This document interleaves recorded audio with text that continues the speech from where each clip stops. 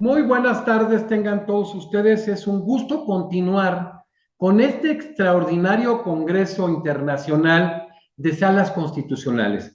Es fundamental entender que dentro de los grandes desafíos del derecho procesal constitucional encontramos la magistratura constitucional, la especialización en este tema, la independencia, todo vinculado precisamente a uno de los grandes elementos de contenido del derecho procesal constitucional. Y estamos muy contentos hoy porque nos acompaña el ministro, el magistrado Víctor Ríos Ojeda, quien es vicepresidente de la Sala Constitucional del Paraguay, a quien hemos designado miembro honorario de la Academia Mexicana de Derecho. Ministro, muchísimas gracias por estar con la academia, que hoy es su academia. Muchísimas gracias, don José. Un abrazo grande a ese país maravilloso, México, un país tan importante, tan estratégico, tan emblemático, no solamente de América Latina, sino de la historia cultural universal. Mi abrazo a los miembros de la academia. Muchas gracias por esta designación que realmente no me la esperaba. Yo soy un convencido de que la academia tiene mucho que ofrecer, tiene mucho que dar todavía a América Latina. Necesitamos cambios profundos, estructurales en nuestra América Latina y ahí es clave la labor de los intelectuales, de la academia. Y bueno, yo soy alguien que viene de la academia, que sigo hasta ahora en la academia. He hecho siempre un esfuerzo en mi vida de tener un pie en la academia y otro pie en la actividad política, hoy en la magistratura. Así es que me siento verdaderamente honrado y emocionado por esta designación, José. No, importante que hemos avanzado para que nos acompañe precisamente el magistrado y el presidente de la Sala Constitucional de Costa Rica en un importantísimo congreso en Oaxaca. Ya lo platicaremos y lo analizaremos con tiempo. Pero bueno, hoy el magistrado y el ministro Víctor Ríos Ojeda es ministro de la Corte Suprema de Justicia de la República del Paraguay, vicepresidente, doctor en Ciencias Jurídicas por la Universidad Nacional del Pilar, con posgrado en el nivel de especialización de Derecho Penal por la Universidad Nacional del Nordeste, rector, docente e investigador de la Universidad Nacional del Pilar Paraguay, lo que nos estaba señalando, un hombre muy vinculado siempre a la academia, diputado nacional en dos ocasiones, 2008, 2013, 2013, 2018, presidente pro tempore 2011, 2012 de la Coordinación General del Consejo Sudamericano de Educación, Cultura, Ciencia, Tecnología e Innovación, presidente de la Comisión de Educación, Cultura y Culto de la Cámara de Diputados, presidente de la Comisión de Asuntos Constitucionales, Defensa Nacional y Fuerza Pública de la Honorable Cámara de Senadores en el 2020, presidente de la Comisión Bicameral para el Estudio de la Reforma de la Educación Superior del Congreso Nacional, presidente de la Comisión de Legislación, Codificación, Justicia y Trabajo de la Honorable Cámara de Senadores en el 2021, presidente de la Asociación de Universidades Públicas del Paraguay 2018-2019, exministro, lo que es un secretario de Estado en México de Educación y Cultura, y hoy nuevo miembro honorario de la Academia Mexicana de Derecho. Bueno, pues el ministro Víctor Ríos Ojeda abordará todo lo que es la esencia, esta génesis, desarrollo y trascendencia de la Sala Constitucional del Paraguay, una sala también paradigmática en nuestra América Latina y en el mundo. Mi querido Víctor, ¿cómo surge esta Sala Constitucional que realmente es reciente, verdad? Así es, José. A ver, la historia constitucional de Paraguay es una historia bastante aún en proceso de consolidación. El Paraguay estuvo, eh, o sea, logra su independencia en 1811, en realidad en 1813. De 1813 a 1840 tuvimos el gobierno del doctor José Gaspar Rodríguez de Francia, que es más o menos el fundador, el padre del Estado paraguayo, y posteriormente tuvimos los gobiernos de, de, de, de, de, de don Carlos Antonio López y a quien le sucede su hijo Francisco Solano López. Siendo, bueno, en 1844 se aprueba un primer reglamento general para el Paraguay, que algunos, hay está una discusión doctrinaria, algunos consideran ya una primera constitución, no puede decir una protoconstitución del Paraguay. Posteriormente, lastimosamente, en 1865 se desata una guerra de invasión del Paraguay por parte de Argentina, Brasil y Uruguay, que termina con la muerte del presidente del Paraguay, el mariscal Francisco Solano López, un 1 de marzo de 1870, en la última batalla de esa guerra. El presidente paraguayo, cuando lo intiman de rendición, se niega a la rendición y peleó hasta morir. Y bueno, los aliados quedaron ocupando el Paraguay y en 1870 provocan una asamblea constituyente que aprueba lo que sería la primera constitución liberal. En esa constitución no aparece la sala constitucional, crean el Tribunal Superior de Justicia con 3 miembros. Y en esa constitución dice claramente el texto que las sentencias judiciales deben basarse en la ley, no en la constitución. Posteriormente, en 1940, también con un régimen no democrático, se aprueba una nueva constitución. En esa constitución se cambia el nombre, pasa a ser Corte Suprema de Justicia, con 3 miembros, y ahí por primera vez en la Constitución de Paraguay se habla de la condición de que las sentencias judiciales deben fundarse en la Constitución. En 1967, durante la dictadura de Alfredo Stroessner, esto es importante mencionar, Paraguay empieza a tener proceso democrático realmente a partir de 1989. Esto es importante mencionar. Entonces, estas constituciones se aprobaron en un ambiente no democrático. En 1967, Alfredo Stroessner, que era el dictador de ese momento, promueve una nueva constituyente para poder lograr su reelección indefinida. Se aprueba una nueva constitución.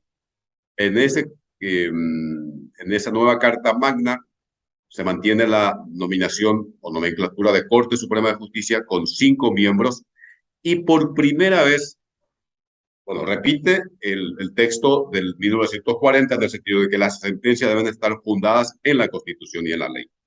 Pero en esta Constitución del 67, en el artículo 200, por primera vez, el constituyente establece lo siguiente: el control de constitucionalidad, expresamente. Dice que la Corte Suprema de Justicia podrá declarar la inaplicabilidad de normas contrarias a la Constitución o anular las sentencias contrarias a la misma.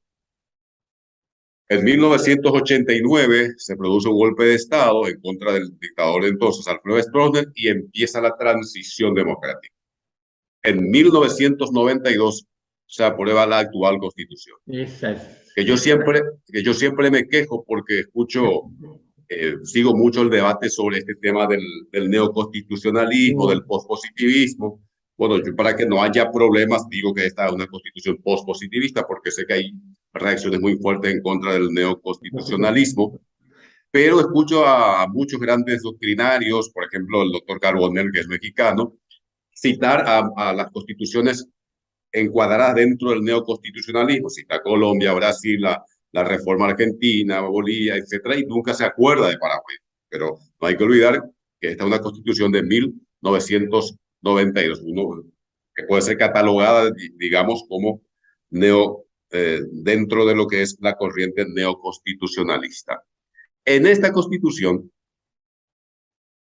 se legisla por primera vez a nivel constitucional la creación de la Sala Constitucional. La Corte Suprema de Justicia, nosotros no tenemos tribunal constitucional, tenemos una Corte Suprema de Justicia. La Constitución dispone que la Corte debe estar integrada por 9 miembros. Y le leo así el artículo 258. Dice: la Corte Suprema de Justicia estará integrada por 9 miembros. Se organizará en salas, una de las cuales será constitucional. Después, en el artículo 260, regula los deberes y atribuciones de la Sala Constitucional. Son deberes y atribuciones de la Sala Constitucional: 1, conocer y resolver sobre la inconstitucionalidad de las leyes y de otros actos normativos. 2, decidir sobre la inconstitucionalidad de las sentencias definitivas o interlocutorias, declarando la nulidad de las que resulten contrarias a esta Constitución. Es la única sala creada por el constituyente. La única. Es la única sala creada por la Constitución. Las otras 2 salas, que son la sala civil y comercial y la sala penal, fueron creadas por la ley que organiza la Corte Suprema de Justicia. Entonces, aquí también en otro artículo de la Constitución establece lo siguiente, también que la potestad del control de constitucionalidad también es del Pleno de la Corte. Es decir, hay casos, por ejemplo, cuando se plantea una inconstitucionalidad contra una sentencia del Tribunal Superior de Justicia Electoral, que es el órgano rector del proceso electoral en Paraguay.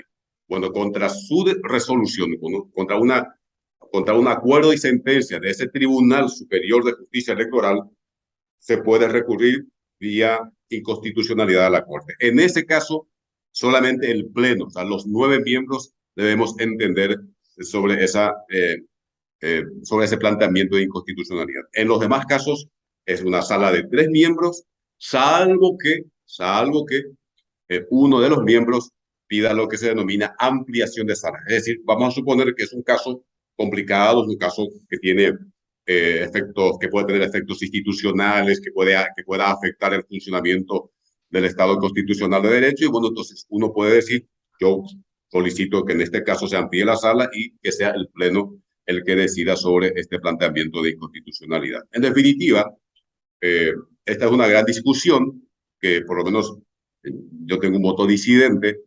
El control exclutorio de constitucionalidad está concentrado en la Corte Suprema de Justicia, en la Sala Constitucional y en el Pleno. Es decir, solamente la Sala Constitucional o el Pleno de la Corte pueden declarar inaplicable una ley, un acto normativo en cada caso concreto y solamente con efectos para ese caso.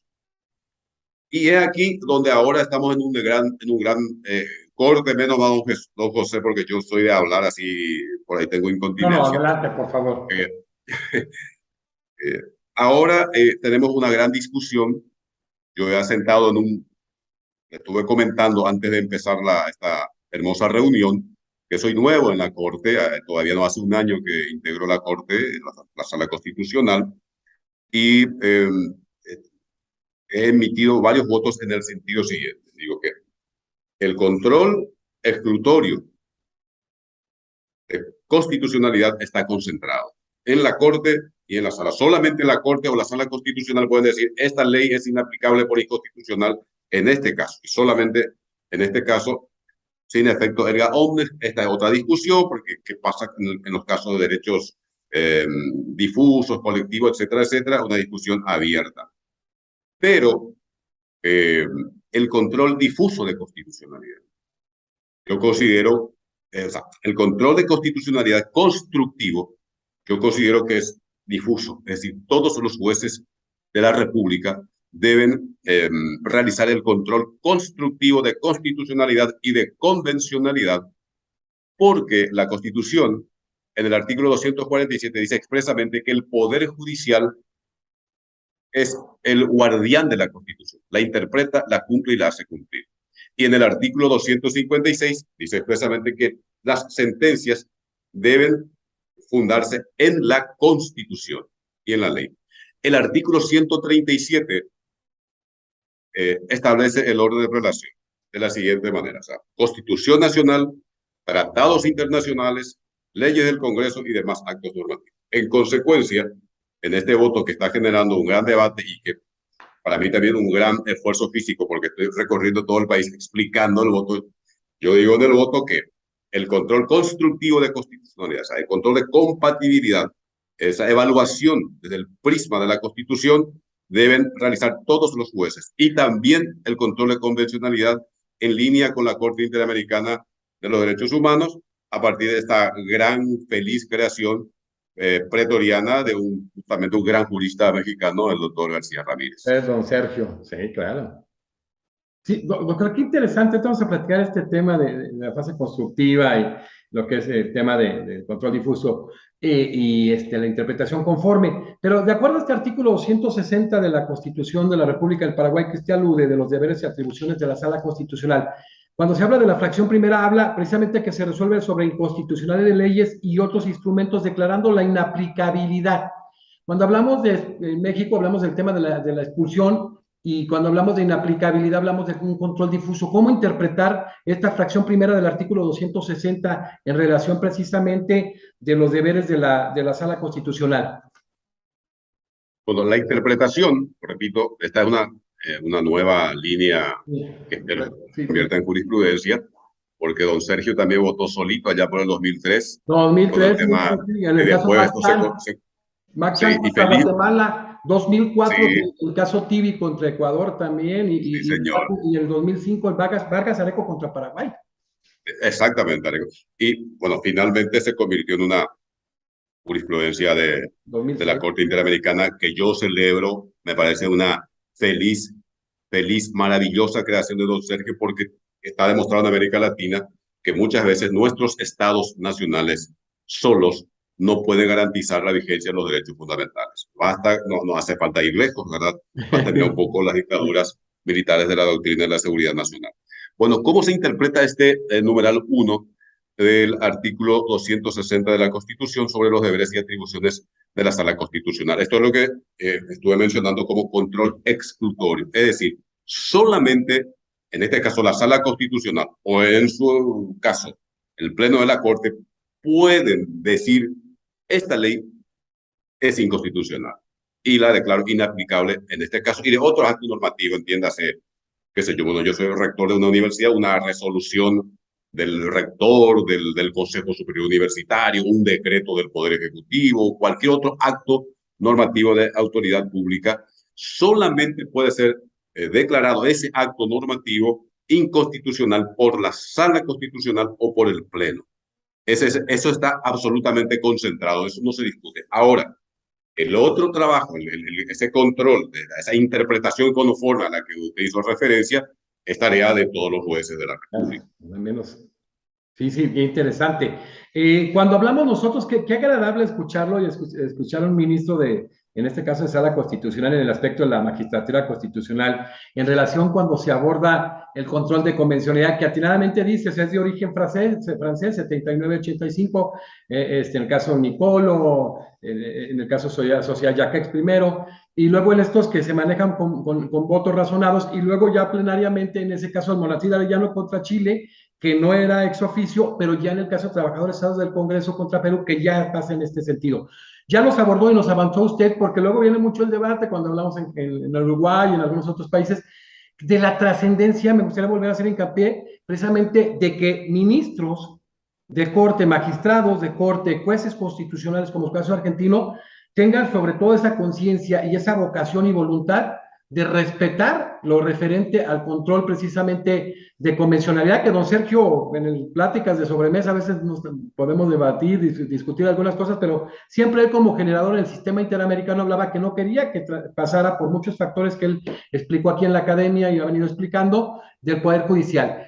¿Cuál es la vocación hoy de la Sala Constitucional y de la Corte Suprema? Porque vemos, la verdad, que usted en lo particular, ministro, pues tiene una vocación de seguir los parámetros interamericanos de manera integral. ¿Cuál es la vocación de la Sala Constitucional al ejercer precisamente estos deberes, estas atribuciones de la Sala Constitucional conforme a las fracciones 1 y 2 del artículo 260 de la Constitución de la República del Paraguay? Mire, don José, me sorprendió gratamente porque en la Sala Constitucional te da una particularidad. En la Sala Constitucional, el presidente actual de la Sala Constitucional también es presidente de la Corte Suprema de Justicia. El doctor Fretes es el magistrado más antiguo, está por cumplir los 75 años de marzo y por constitución tiene que lastimosamente dejar el cargo. Es el más antiguo y está el más novel que soy yo, que asumí hace un año. De Y pronto después, volveremos como presidente de la Sala y de la sí, Corte. estamos ahí los dos extremos. Y también está el doctor Bissell. Bueno, están muy abiertos al debate. Estamos realmente en una etapa de intensa discusión, intenso diálogo sobre este tema. Y no solamente en la Sala Constitucional. Le estaba comentando que, eh, bueno, tengo el gusto, la satisfacción de ser invitado en todo el país, sobre todo en el ámbito universitario, pero también por las asociaciones de magistrados, para discutir este planteamiento y hay una muy buena perspectiva. Entiendo que viene un cambio cultural muy importante en ese sentido, porque el mensaje es claro en el sentido siguiente, que la tarea del control de constitucionalidad y convencionalidad es esencial, es estratégica, es indispensable para la vigencia del Estado constitucional de derecho. Es decir, podemos discutir muchas cuestiones, muchos aspectos, muchos detalles, pero hay un núcleo duro, un núcleo central del Estado constitucional de derecho que compuesto por los derechos fundamentales. Y son las salas constitucionales, en ese sentido, las que deben marcar la línea y una tarea no menor, que es marcar la línea, marcar el límite de la potestad de los otros poderes que son eminentemente políticos. Me está diciendo alguien que formó parte del Poder Ejecutivo, fui ministro de Educación, sería secretario de Estado, creo que en México, fui ministro de Educación y fui prácticamente durante 3 periodos constitucionales legislador. Y hoy tengo la tarea de estar en la Corte Suprema de Justicia. Entonces, pero es una postura que siempre sostuve. La tarea de la Sala Constitucional es clave, es esencial para marcar los límites para que ningún poder se derrape hacia autoritarismo que queremos superar. Y en el caso de Paraguay, desde el preámbulo, nuestro preámbulo es una declaración maravillosa porque parte del reconocimiento de la dignidad humana. Es decir, uno puede decir claramente que el fundamento axiológico de la Constitución paraguaya es la vida. La vida entendida no solamente en su dimensión biológica, sino en su dimensión axiológica, espiritual, mística inclusive. Entonces toda decisión, toda sentencia, toda decisión judicial finalmente debe tener como teleología, como objetivo final, garantizar el reconocimiento de la dignidad humana, el respeto a la dignidad humana, que obviamente tiene como base material a la vida. Y así empieza la Constitución paraguaya. O sea, se define como Estado social de derecho, con una forma de gobierno democrática, republicana, participativa, pluralista. Obviamente, la soberanía es del pueblo. O sea, la Constitución de Paraguay tiene todos los elementos de lo que Haber le denomina Estado constitucional, o sea, dignidad humana, soberanía popular. La Constitución es considerada un contrato dentro del cual se pueden perseguir fines educativos. El artículo 73 de Paraguay es un artículo muy claro en cuanto a los objetivos educativos. Hay una garantía jurisdiccional de los derechos fundamentales que pasa por la Corte y por la Sala Constitucional. Entonces, este es un debate ahora, como dicen los medios, en pleno desarrollo y veo un avance muy positivo en ese sentido. Ministro Víctor Ríos, cuando hablamos de los deberes y las atribuciones de la Sala Constitucional y nos referimos a estas dos fracciones precisamente del artículo 260 de la Constitución, ¿cómo se puede iniciar el procedimiento ante la Sala Constitucional? En ese sentido, el propio 260 es muy claro y leo para que no... Dice, el procedimiento podrá iniciarse por acción ante la Sala Constitucional de la Corte Suprema de Justicia y por vía de la excepción en cualquier instancia, en cuyo caso se elevarán los antecedentes a la Corte. Es decir, uno puede estar, por ejemplo, le cuento lo siguiente. Nosotros en materia procesal penal, Paraguay no tiene Código Procesal Constitucional. Pero a principios del siglo XXI hemos adoptado un código procesal de carácter acusatorio. Entonces, hay está el juzgado, el fiscal investiga, recolecta todos los datos y después considera que ya tiene los elementos suficientes. El que controla ese proceso es el juez de garantías. O sea, ese juez controla que se respeten todas las garantías. El imputado es el juez que después realiza lo que se llama la audiencia preliminar al juicio oral y realiza todo el proceso de depuración de pruebas, admisión, rechazo, etcétera, etcétera. El Código Procesal Penal dispone que la resolución del juez de garantía que ordena la apertura a juicio oral y público es inapelable.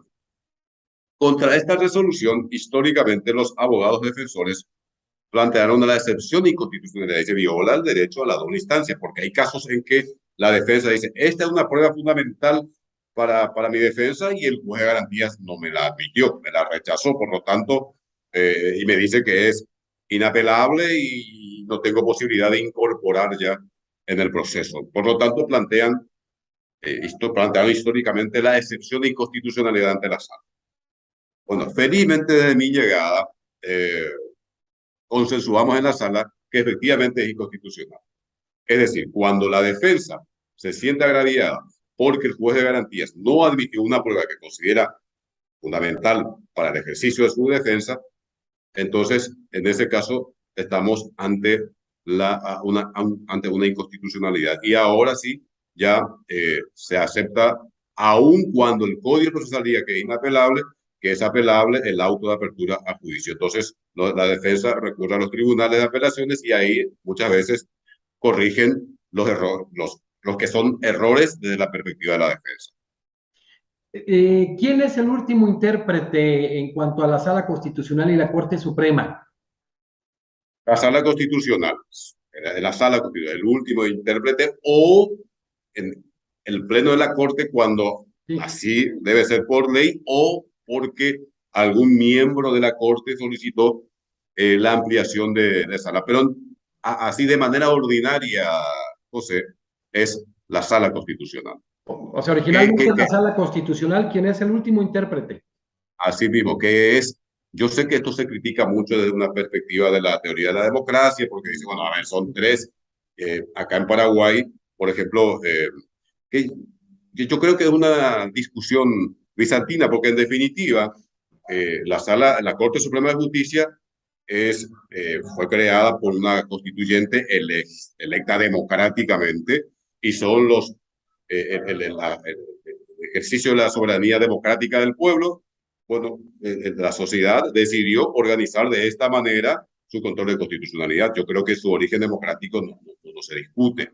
Es la democracia la que decidió que, por ejemplo, en Paraguay tengamos una Corte Suprema de Justicia con 9 miembros y una Sala Constitucional con 3. La crítica que nos hacen es, bueno, acá Paraguay ustedes saben que es un país pequeño, somos más o menos 7 millones de habitantes, existe lo que se llama la iniciativa popular, uno puede reunir, por ejemplo, voy a dar un ejemplo paroxístico, 5 millones de firmas, presenta eso al Parlamento, las dos cámaras aprueban por unanimidad la ley, o sea, promulgan la ley, remiten al Poder Ejecutivo, el Poder Ejecutivo sanciona, se convierte en ley. Bueno, esa ley, dos miembros de la Sala Constitucional pueden declarar algo, la puede declarar inaplicable por contrario a la Constitución o a alguna convención sobre derechos humanos.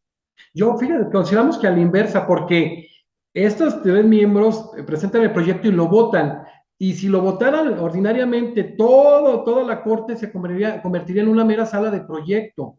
Entonces, la verdad es que el área, precisamente la forma que adopta la magistratura constitucional en lo personal, y varios coincidimos, es la idónea. En América Latina ya ha rendido muchos resultados, como lo vamos a ir viendo en esta conferencia guiada, en esta conversación con el ministro Víctor Ríos. Ministro, platicábamos con el ministro, con el magistrado, en el caso concreto Fernando Castillo Víquez, que es el presidente de la Sala Constitucional de Costa Rica, que se habla cómo estas salas se convierten precisamente por ello en una ultrasala, para efectos de que esa tensión entre la democracia y el constitucionalismo pues tenga las soluciones más convenientes que en aras de conservar el Estado constitucional democrático.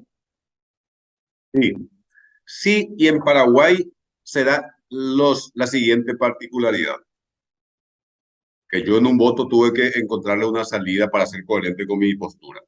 Porque, bueno, uno lee el 260 dice expresamente que de la Constitución, que quien conoce y resuelve sobre la inconstitucionalidad de las leyes y de las sentencias definitivas o interlocutorias, no distingue si es sentencia definitiva de jueces de primera instancia, de Cámara de Apelaciones o de las otras salas de la Corte. Entonces, en principio, hasta hoy hay planteamientos, por ejemplo, de inconstitucionalidad contra una resolución de la sala penal, contra una resolución de la sala civil. Pero la ley que organiza la Corte, que es la que creó las otras dos salas, expresamente en su artículo 16 prohíbe plantear una acción de inconstitucionalidad contra una resolución de la sala penal o de la sala civil. Entonces, muchos abogados dicen, no, esto es inconstitucional. Sí, la Constitución dice expresamente que el último intérprete es la Sala Constitucional. Bueno, me tocó emitir un voto como preopinante, dicho sea de paso, y digo lo siguiente en el voto, que en realidad lo que la ley dispone dice en ese caso es que las otras salas en realidad ya realizaron el control de constitucionalidad, el control constructivo de constitucionalidad. Como la Corte en pleno, de todas maneras, tiene esa potestad de control de constitucionalidad, cuando la sala civil y la sala penal emiten una resolución, ejerce, ya realiza ese control constructivo de constitucionalidad. Entonces, también utiliza eso como argumento para decir, bueno, el control constructivo en constitucionalidad es difuso, empezando por las salas de la Corte Suprema de Justicia, que no son la sala constitucional.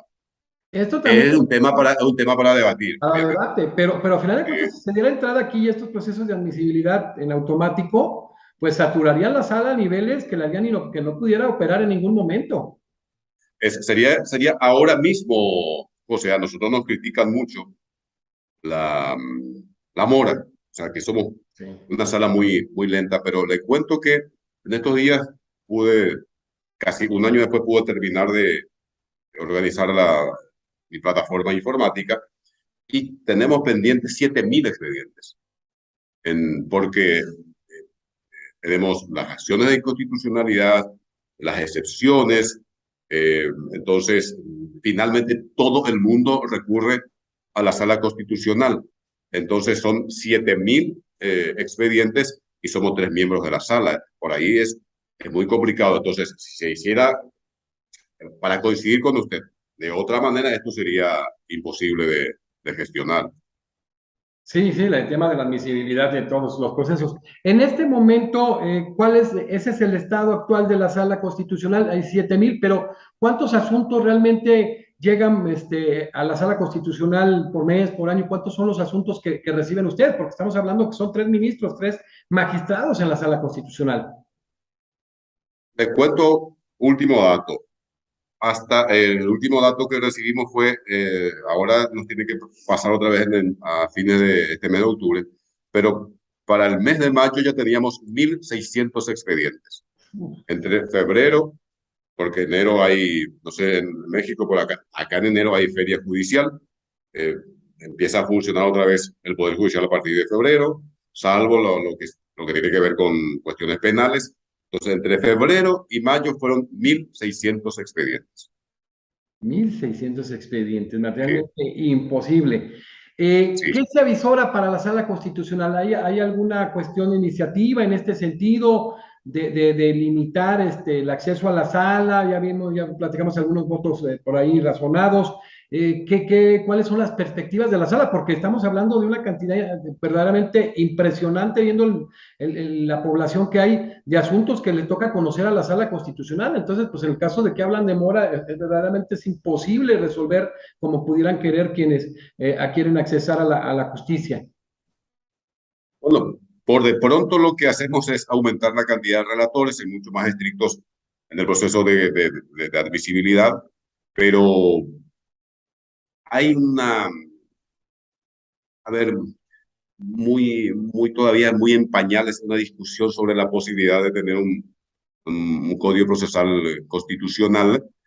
Pero mire, don José, es muy complicado porque finalmente también el ciudadano tiene derecho a recurrir y decir, mire, un derecho constitucional mío, un derecho fundamental, está violado. Necesito que el último intérprete, que es, en este caso, del Poder Judicial, que es la Corte Suprema de Justicia, me diga si estoy en lo cierto o no, que me proteja a mí en mis derechos fundamentales. Entonces,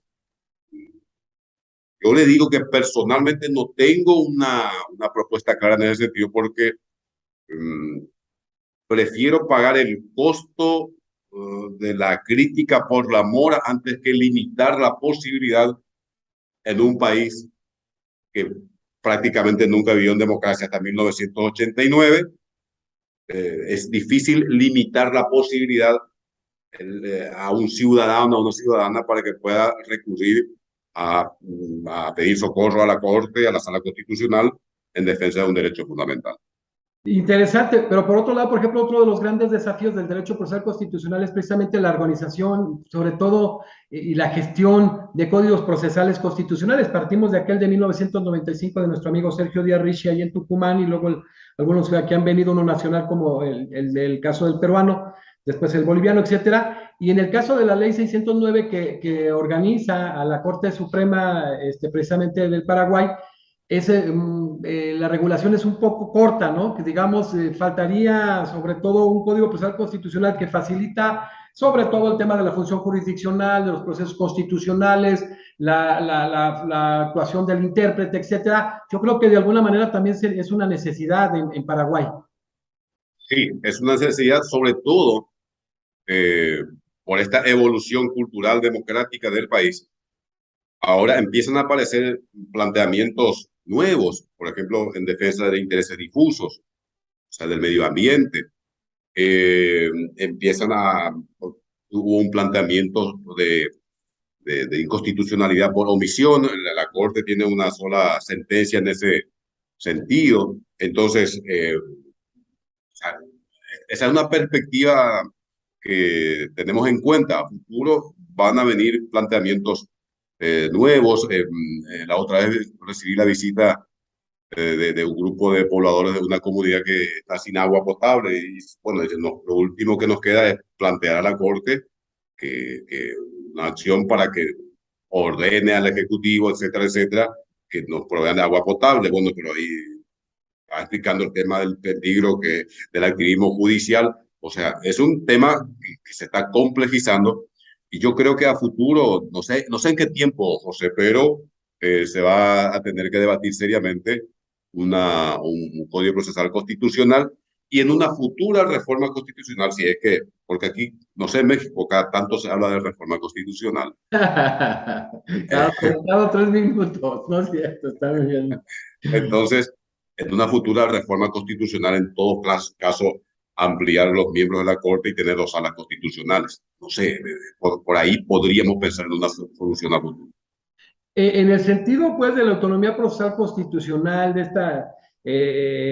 sobre todo la gestión de las creaciones pretorianas, ¿cuál ha sido el trabajo y el desarrollo específicamente de la sala constitucional? ¿Cuál es la postura? Perdón, En la el primera caso de las parte. creaciones, pues, de la creación pretoriana, ¿no? Muchas cosas que hemos hablado y pues, de manera interesante que han venido surgiendo a través de la interpretación por parte de de las cortes, ya sea como cortes formales, materiales, como cortes supremas, o en el caso de las salas constitucionales, el tema de la autonomía procesal constitucional, de alguna manera delegada que le denominamos nosotros, en que haya creaciones por parte de la Corte de derechos fundamentales, de procesos constitucionales, etcétera. Por ejemplo, el Perú ha generado muchas cosas en modalidades del habeas corpus. En su momento, la Tribunal Constitucional colombiano, por una interpretación por conexidad que estableció que era no establecido en la Constitución el derecho a la salud, lo vinculó con la vida. La creación pretoriana del amparo, por ejemplo, en el caso concreto de Argentina, con base al 43 de la Constitución, o con base al 25.1 en el caso de República Dominicana, que no existía y lo crearon pretorianamente. ¿Hasta dónde ha creado precisamente la sala constitucional? Que reitero, son salas constitucionales muy importantes y que en lo personal, en mi punto de vista, es extraordinario la generación de una sala constitucional. Bueno, realmente en ese sentido, la creación pretoriana más importante para mí tiene que ver con esa inconstitucionalidad por omisión. Excelente. Porque las garantías constitucionales como amparo, habeas data, están previstas en la Carta Magna, o sea, están previstas en la Constitución, los procedimientos, etcétera, etcétera. Entonces ahí, por ahí no hay necesidad de mucho esfuerzo de creación pretoriana, pero sí en lo que tiene que ver con la inconstitucionalidad por omisión, en que la Corte Suprema de Justicia ordenó aquí se denomina Contraloría General de la República, que controla las cuentas del presupuesto público del país, a emitir una reglamentación cuya emisión estaba omitiendo por una disputa entre esta disputa entre el 1 y el 2, y el 2 acá en Paraguay es muy común, ¿verdad? Entonces está el contralor, que es el titular, y el subcontralor, que sería el vicecontralor. Entonces, el contralor, para evitar que el vicecontralor lo moleste, eh, eh, omitió dictar un reglamento interno en la que se establezca, se regule las funciones del subcontralor. Cuando la Corte Suprema de Justicia, en una sentencia muy bella, muy bien fundada, antes de que yo asuma, muy bien fundada, ordenó a la Contraloría General de la República que emita ese reglamento y en un plazo, no me acuerdo, creo que de 6 meses. Esa para mí es la creación pretoriana más importante. Importantísimo ese tema que se ha abordado.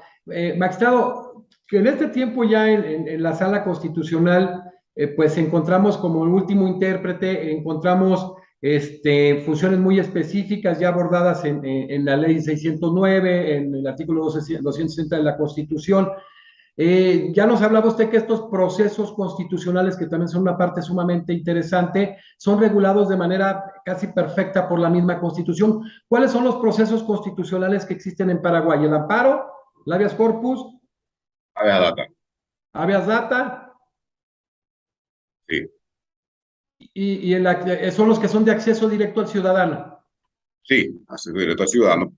Pero el procedimiento ordinario es, ahora el Poder Judicial, la Corte ha designado a jueces de garantías constitucionales.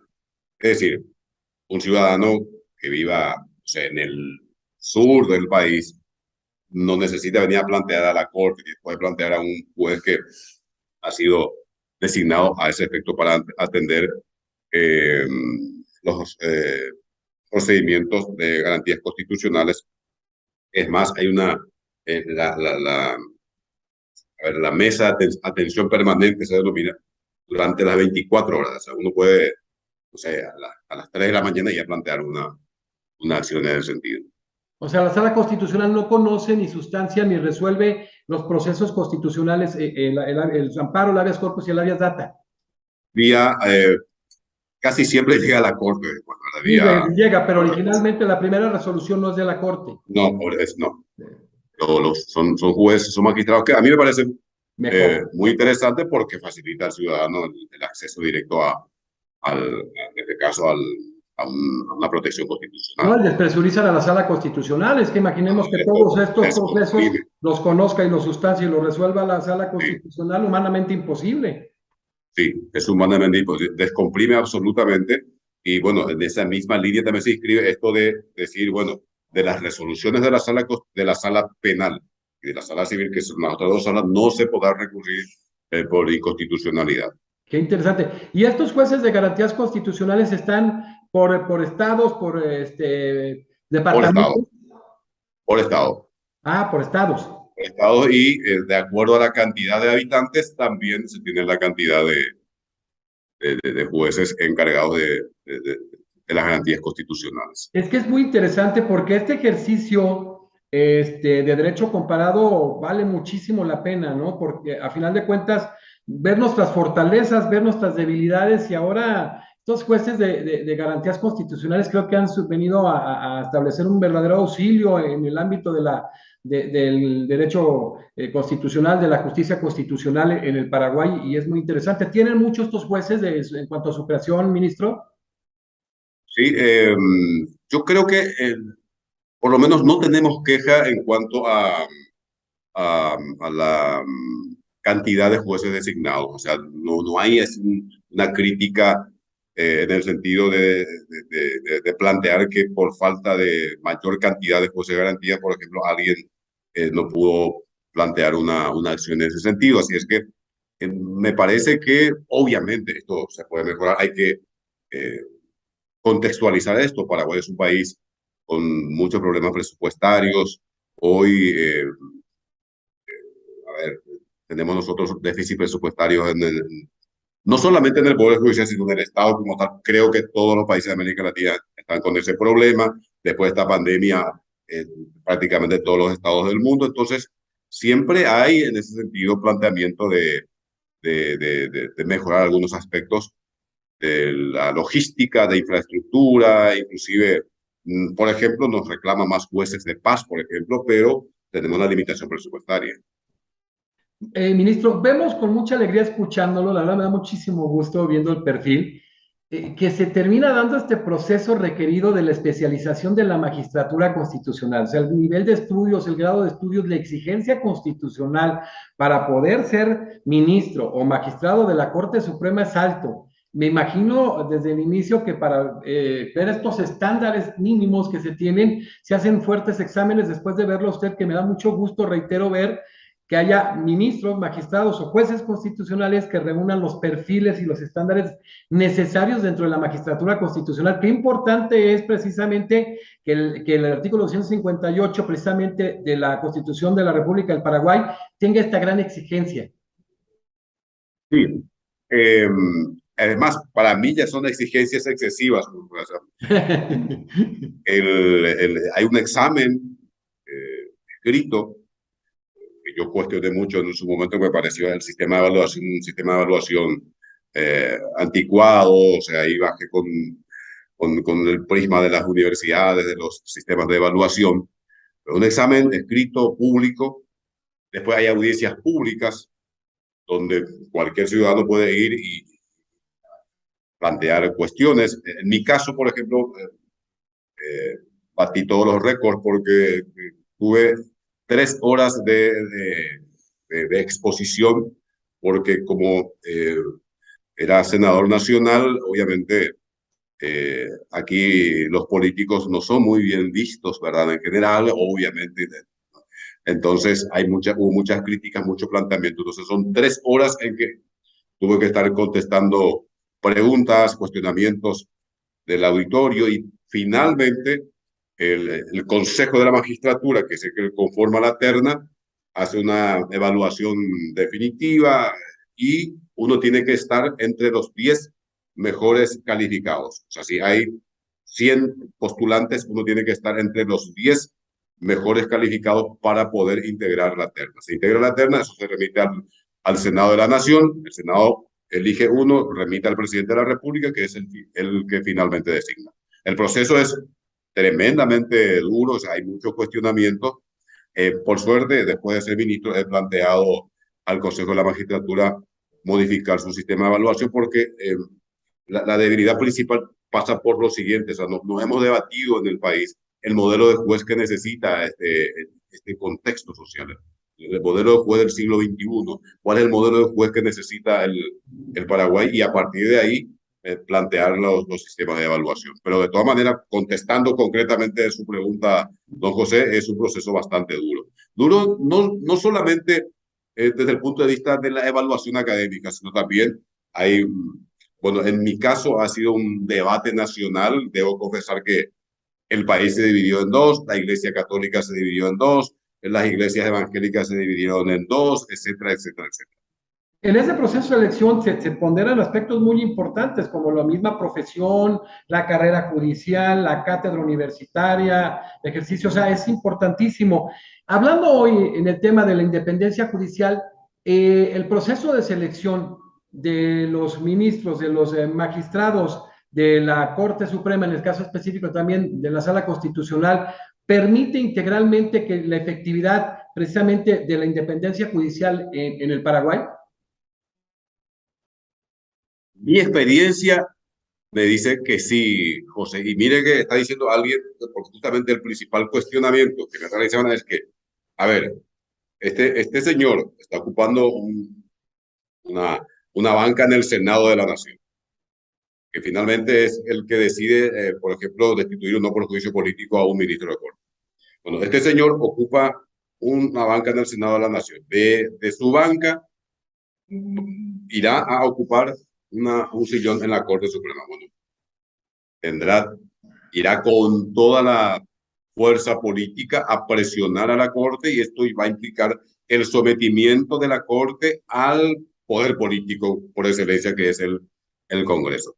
Mire, yo estoy a casi un año y nunca hemos recibido ni siquiera una insinuación de ningún actor político en cuanto a algunos casos sumamente importantes que tenemos en la Corte. Obviamente, y entonces hay que ser muy claros, José, no sé cómo será en México, pero en nuestro país hay factores de poder, o sea, está el Parlamento, el Poder Ejecutivo, las iglesias. En estos días Yo soy católico, estamos muy felices porque tenemos al primer cardenal paraguayo, tenemos un cardenal.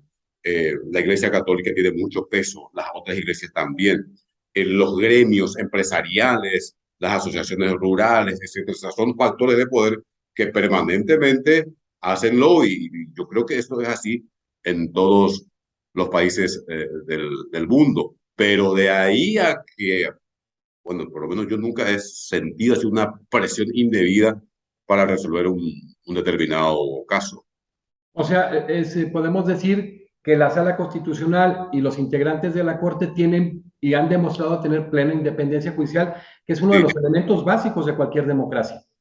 sí, y en estos días, eh, bueno, hace un tiempo, justamente, un caso excepcional, una de las pocas veces en que los medios destacaron precisamente la actuación independiente, o, no sé, autónoma de la Sala Constitucional, porque resolvimos dos, tres casos sumamente complejos, que inclusive los pronósticos indicaban que íbamos a resolver en un determinado sentido y finalmente resolvimos en un sentido que a nosotros nos parece correcto por unanimidad y estuvieron destacando justamente esa actuación autónoma, en este caso de la Sala Constitucional. Ministro, esa formación integral que tiene de haber participado en los poderes de alguna manera da como una visión periférica. Hoy en día, materialmente un año de su gestión, ¿cómo es la expectativa de la Sala Constitucional en cuanto a su producción, en cuanto a su independencia a futuro, en cuanto a sus competencias? ¿Cómo podemos decir que es a futuro, qué se espera de esta Sala Constitucional? Un verdadero elemento de consolidación de la democracia, una sala que pueda tener un poder pleno como último intérprete, una sala que pueda estar viciada por la mayoría de la integración de la Corte Suprema. ¿Cómo lo podemos concluir, ministro Víctor Ríos Ojeda? Mire, don José, sin ser panglosiano, o sea, este personaje de Voltaire, ¿no? O sea, sin decir que todo es espectacular, todo es maravilloso, yo tengo una perspectiva muy positiva. Es más, a nosotros nos pueden cuestionar muchas cosas como sistema político al Paraguay, pero por ejemplo, la, excepto algunas raras excepciones, nunca ninguno de los otros poderes del Estado, casi nunca, excepto algunas pocas excepciones que después podemos discutir, han pretendido avanzar sobre la independencia del Poder Judicial. Es más, mi crítica, o sea, mi planteamiento ha sido respetuoso a los demás ministros de Corte bueno, es el siguiente, por ejemplo, digo, independencia externa, bien, o sea, por supuesto, esto es una lucha diaria, permanente, una construcción cotidiana, pero creo que también tenemos que trabajar por la independencia interna. Es decir, muchas veces nosotros desde la Corte somos muy estrictos, muy, acá decimos muy de bajar línea, no puede ser, que creo que no corresponde también. Entonces, en ese sentido, estamos eh, trabajando bien. Creo que la perspectiva política del país también nos da elementos que nos permiten ser eh, optimistas. Eh, bueno, obviamente la sala constitucional resuelve cuestiones de gran trascendencia política e institucional permanentemente. Hemos resuelto algunos casos y siempre hemos sentido, obviamente, las partes hacen sus esfuerzos, algunos hacen campañas mediáticas para tratar de lograr de repente convencer o etcétera a los magistrados, pero más allá de eso que no sale de los cauces normales, creo que estamos trabajando muy bien y nos permite ser eh, optimistas con relación al futuro. Hay cosas, por ejemplo, que en Paraguay es impensable, por ejemplo, ahora, por ejemplo, que el presidente de la República por decreto designe un ministro de corte es impensable. Eso de ninguna posibilidad, nadie va a intentar eso. Eh, bueno, y otros aspectos que tienen que ver, por ejemplo, nosotros tuvimos la visita del presidente, creo que de la Asociación Internacional de Magistrados, que nos explicaba que, por ejemplo, en un país, a un juez por un trabajo de tesis doctoral, en el que, en el trabajo en el cual el magistrado sostiene que el Poder Judicial debería pedir disculpas por lo que pasó en épocas recientes en el marco de una dictadura. Y la máxima instancia judicial, la Corte Suprema, decidió sancionar a ese magistrado. Bueno, aquí eso es impensable. O sea, de ninguna manera. Esas cosas no van a pasar y espero que nunca más se vuelva a ese tipo de situaciones en el país y en ningún país del mundo. Me da muchísimo gusto continuar con este extraordinario congreso que ya estuvo el magistrado Fernando Castillo Víquez, presidente de la Sala Constitucional de Costa Rica, y hoy tenemos a un magistrado extraordinario, magistrado ministro Víctor Ríos Ojeda, vicepresidente de la Sala Constitucional del Paraguay. Sobre todo, ahora que hemos hecho grandes ejercicios, aprovechando todo este tema de las nuevas tecnologías, nos hemos dado cuenta de cosas muy interesantes de Paraguay. Cuando veíamos el estatus en el manejo tecnológico de los procesos, de los expedientes digitales, etcétera, nos dimos cuenta que era de avanzada Paraguay, que era por un pasito arriba de Costa Rica y tenía la juez digital tiempo atrás. Y nos hemos venido dando cuenta que tiene un trabajo muy interesante. Y hoy a nivel constitucional me da mucho gusto tener al ministro Víctor Ríos Ojeda tan claro de ideas, con un pleno conocimiento, demostrando que la especialización de la magistratura constitucional en el Paraguay es una realidad, que esa debe ser en nuestra América Latina, porque hoy más que nunca los tribunales constitucionales, cualquiera que sea su modalidad, han adquirido especial trascendencia, reitero, en esa constante tensión, democracia, constitucionalismo, y qué gusto tenerlo aquí, mi querido magistrado Víctor Ríos Ojeda, de veras es un placer tenerlo en la academia, que sea miembro honorario de la academia, porque una vez más se reitera que si se estructura bien precisamente lo que es la sala constitucional es una gran solución en estos temas. Quizás a lo mejor en esto hemos platicado, quedará pendiente hacer un análisis profundo, que después hemos de hacer un ejercicio, invitar también al ministro, al magistrado, en el tema de codificaciones procesales constitucionales, cómo se ha venido desarrollando el trabajo de constitucionalistas y procesalistas, etcétera. Pero de verdad me da muchísimo gusto haberlo tenido aquí, corroborar lo que he venido dándome cuenta y todo el mundo a nivel de América y de Europa que nos están viendo en la mayoría de las partes, de que es muy sólido el Poder Judicial, de que ha trabajado mucho más allá atrás de la pandemia en temas de tecnologías, de que es de avanzada, de verdad lo hemos ido viendo, y ahora que pasan expositores, que precisamente hoy un magistrado de la Sala Constitucional nos expone con una claridad, con un conocimiento de causa, y lo que viene sucediendo en la Sala Constitucional, que realmente es indispensable para consolidar todo este tema de la democracia, pues tenerlo aquí, mi querido ministro Víctor Ríos Ojeda, en la Academia Mexicana de Derecho Juan Velázquez, que es su academia, porque es parte de ella. Muchísimas gracias, un gusto haberlo tenido aquí con nosotros, disertando, reitero, con esa claridad y esa profundidad que permite a todo nuestro auditorio, incluyendo a la gente que nos ve muchísimo a nivel cohorte en México y demás, que hay un proyecto por ahí en el Congreso de sala constitucional, que es una modalidad que puede dar dividendos muy interesantes en la consolidación del Estado de Derecho en México. Muchísimas gracias, magistrado ministro Víctor Ríos Ojeda. Gracias a usted y permítame expresar nuevamente mi satisfacción y mi profunda emoción por el honor que me dispensan a incorporarme a esa prestigiosa organización, que de verdad, le digo, José, me emociona porque que sé que usted y la academia representa toda una historia cultural, intelectual maravillosa de México. Soy un admirador de don José Vasconcelos, soy un admirador de Carlos Fuente, Pues Octavio José Paz, la Vasconcelos va tierra a conocer su casa porque va a estar con nosotros en Oaxaca. sí, la tierra de Diego Rivera, de Frida Kahlo. Tuve el gusto de saludarlo a don Carlos Fuentes una vez en Cartagena, India, así es que estoy verdaderamente muy emocionado. Muchas gracias y un fuerte abrazo desde esta República del Paraguay que nosotros la denominamos el corazón de Sudamérica.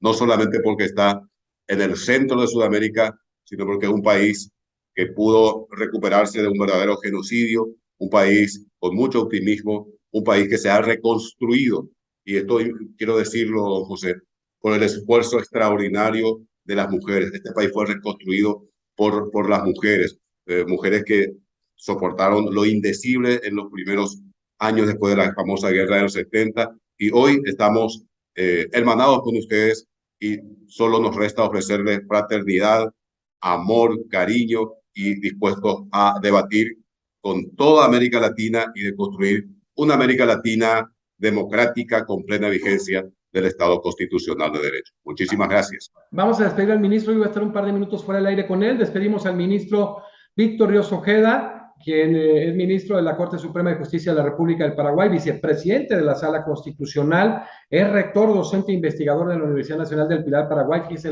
lo integral de su preparación. Fue diputado nacional, fue presidente de comisiones tan importantes de asuntos constitucionales, defensa nacional y fuerza pública en la Cámara de Senadores, de la Comisión Bicameral para el Estudio de la Reforma de Educación Superior del Congreso Nacional, de Legislación, Codificación y Justicia del Trabajo de la Honorable Cámara de Senadores, presidente de la Asociación de Universidades Públicas del Paraguay, y fue ministro, secretario de Educación y Cultura y hoy miembro honorario de la Academia Mexicana de Derecho. Pues un gusto haberlo tenido. Ya tuvimos Costa Rica, hoy tenemos Paraguay, continuamos la siguiente semana con Venezuela y así para completar las salas constitucionales de nuestra amada América Latina en este ejercicio tan importante de derecho comparado y visualizar fortalezas y debilidades y esos grandes desafíos que implica el derecho procesal constitucional que parece que gracias a Dios se vienen colmando. Muchísimas gracias y nos vemos en la continuación de este Congreso Internacional de Salas Constitucionales de la Academia Mexicana de Derecho. Gracias a todos.